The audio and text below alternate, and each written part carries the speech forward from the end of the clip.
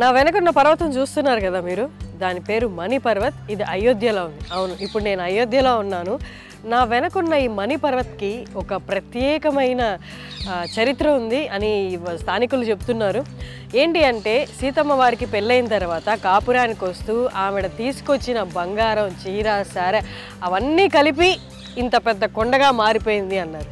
అవన్నీ కలిపి కొండగా ఎందుకు మారాయి? అవన్నీ ఆవిడ అత్తగారింటికి తీసుకొస్తూ రాముల వారి దగ్గర పెట్టినప్పుడు ఇవంతా రాముల వారు దాన్ని వద్దు అని చెప్పారంట.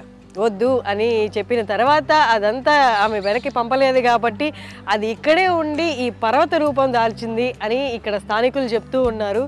బంగారం, చీర, సారె, ఇంకా తినుబండారాలు, ఆవిడ కాపురానికి వస్తున్నప్పుడు ఏమేమి తీసుకురావాలో అన్నీ తీసుకొచ్చారు. అవన్నీ ఈ పర్వత రూపంలో మారిపోయి అంటున్నారు. ఒకసారి వెళ్ళి ఏదో దగ్గర నుంచి చూద్దాం మనం కూడా అలాంటి పర్వతం ఏంటా అనేది. రండి.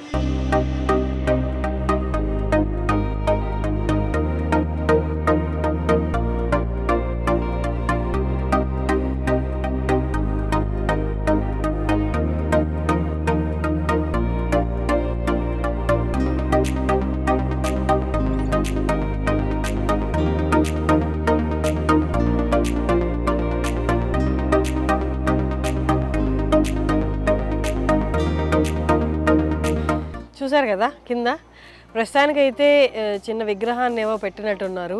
అండ్ అలాగే పక్కన ఒక చిన్న గూడెం లాగా కమ్ములతో కూడా పెట్టున్నారు. సో ఇదే నాకు తెలిసి మేము ఒక 2 రోజులుగా ఇక్కడ అయోధ్యలో మొత్తం చూస్తూ తిరుగుతూ ఉన్నాము. ఎక్కడ ఒక్క కొండ కూడా నాకు కనిపించలేదు. కనిపించిన ఒకే ఒక కొండ, ఆ కొండకు కూడా ఇంత చరిత్ర ఉందని ఇక్కడ స్థానికులు చెప్తున్నారు. సీతమ్మ వారు తెచ్చిన చీర, సార, బంగారం, ఇప్పుడు మనం ఏదైతే నిల్చొని ఉన్నామో ఇక్కడ మేము ఈ కొండే బంగారంతా కూడా, బంగారు సారంతా కూడా ఈ కొండగా మారిపోయిందని చెప్తున్నారు. అలాగే చూస్తే నా రైట్లో అసలు గుడి, రాముడి గుడి మీకు కొంచెం దూరంలో కనిపించవచ్చు. ఇన్ కేస్ మీరు మా కెమెరా రాజు జూమ్ చేయగలిగితే నాకు రైట్లో దూరంలో రామ గుడి అయోధ్యలో మొదలవబోతున్న 22వ తారీఖు 2024 మొదలవబోతున్న గుడి అదే అన్నమాట. ప్రారంభించబోతున్న గుడి అదే. ఒకటే కొండ కనిపించింది అయోధ్య మొత్తంలో. ఆ కొండ మీదకి ఎక్కితే మనకి కనిపిస్తున్న వ్యూ అదనమాట.